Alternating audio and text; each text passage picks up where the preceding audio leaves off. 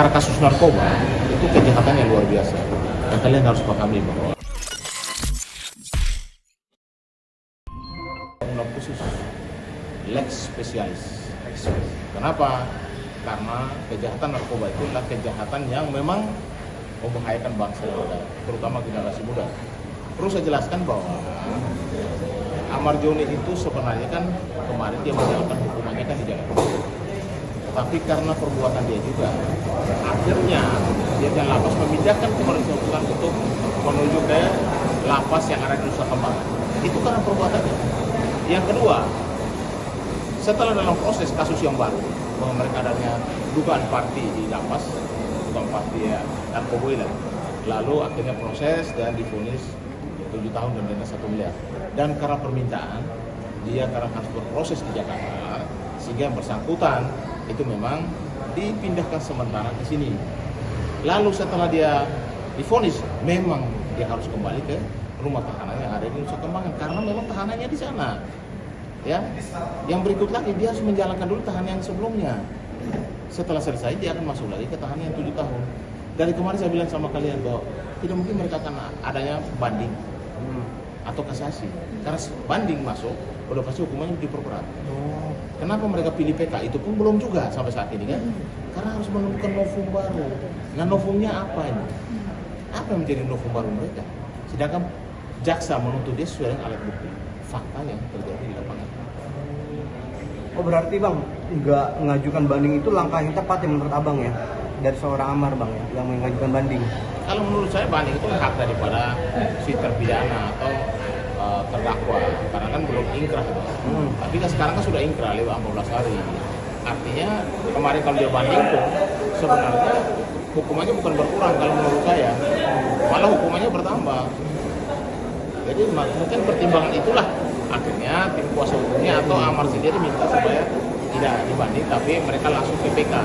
Tapi dalam proses PK itu kan harus ada novum baru, ada bukti baru bisa lakukan PK.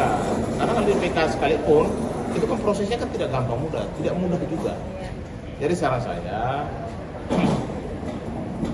silakan aja, namanya upaya hukum silakan. Tapi saya lihat bahwa apapun upaya hukum mereka lakukan, kemungkinan besar hukumannya bertambah, bukan berkurang.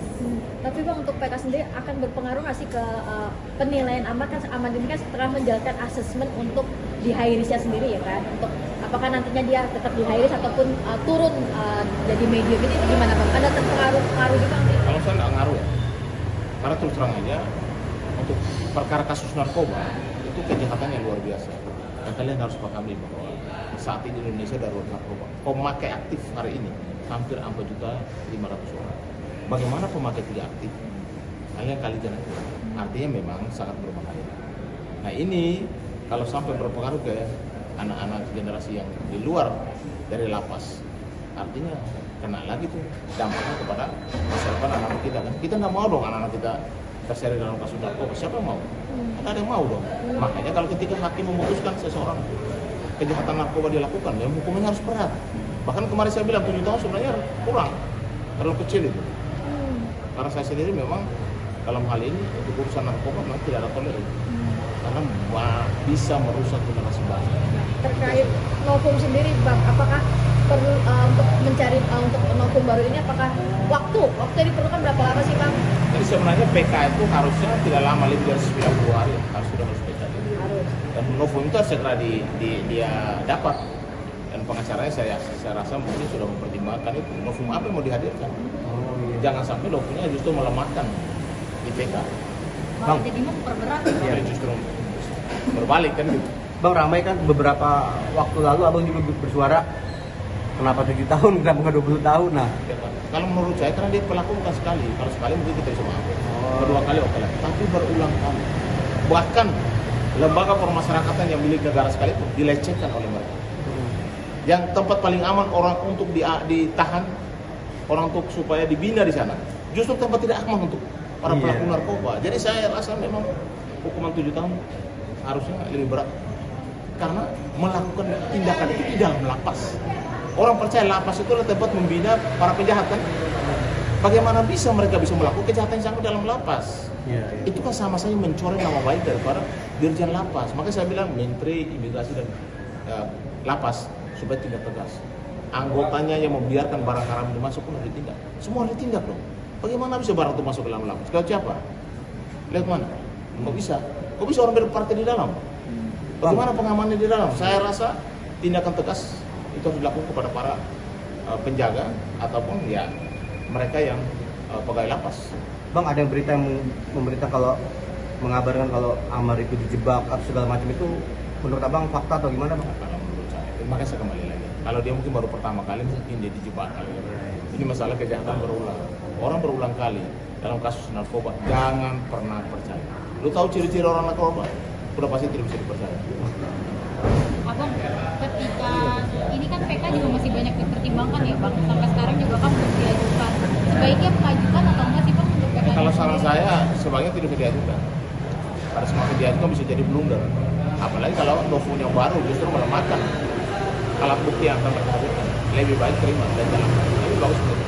Apa PK-nya itu kalau tetap mengajukan bisa membuat nantinya berat untuk dia keluar dari high risk bang? Karena kan dari Dirjen Pas sendiri bilang kalau dia berbuat baik dan segala macam bisa keluar ya bang dari high risk. Itu kan kata Dirjen Pas. Persoalannya perbuatan baik diukur dari mana? Karena ada aturannya. Berbuat baik seperti apa? Apa orang pesta di dalam lapas tempat kamu merasa manusia paling aman diamankan dibina di situ? Itu aja dia bisa melakukan, apalagi di luar. Bahaya kalau orang-orangnya keluar. Di dalam aja mereka berani.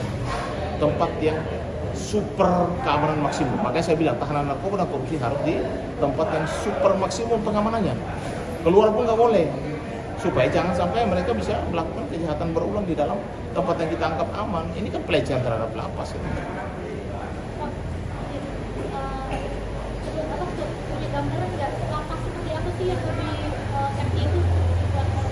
Jadi lapas yang super maksimum itu artinya tahanannya memang harus clear dari segala sesuatu. Kunjungan juga harus diatur. Dan segala sesuatu yang masuk ke dalam tahanan itu, ke lapas itu harus diperiksa bukan hanya secara manual, tapi pakai X-ray. Jadi segala sesuatu yang dia bawa termasuk pisau, alat senjata, bahkan misalnya narkoba atau sabu bisa ketahuan di X-ray tersebut dan itu bisa langsung diamankan sebelum barang ini masuk ke dalam lapas dan akhirnya terjadi hal yang kalian bisa saksikan sendiri. Orang masuk lapas itu dibina, bukan melakukan lagi kejahatan yang sama kan. Ini kan pelecehan terhadap lapas sendiri. Cukup ya? Udah sih.